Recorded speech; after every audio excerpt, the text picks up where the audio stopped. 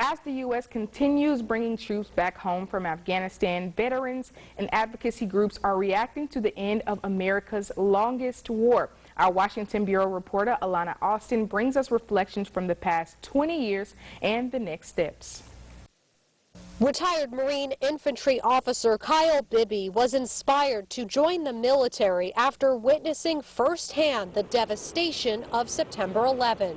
From where I live, you could see smoke from 9/11. People in the New York City area, it was particularly traumatizing. Bibby deployed to Afghanistan during the Obama-era surge, eager to fight terrorism. Eventually, he became disillusioned with America's involvement. For Bibby, the troop drawdown brings about mixed emotions. Most of the veterans I know support ending the war. They do think that 20 years has been too long. Now Bibby works for Common Defense, a progressive veterans advocacy group that fights for greater transparency of the dozen or so U.S. military operations abroad. It's not just about ending the conflicts. It's about figuring out a process that is accountable to the American people. Georgia Congressman Austin Scott says leaving Afghanistan allows the U.S. to focus on other growing security threats, like China. Military leaders recently testified before Congress that China is destabilizing Latin American nations by funding criminal organizations and disrupting parts of West Africa through illegal fishing. China does not play by the rules. China has zero respect for human rights.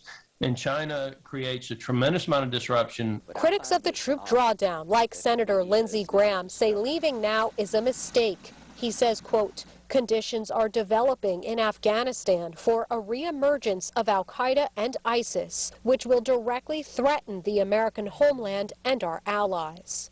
President Biden says the equipment and training shared with Afghanistan's defense forces will help stabilize the region and that the U.S. will continue supporting security efforts. In Washington, I'm Congressman Austin.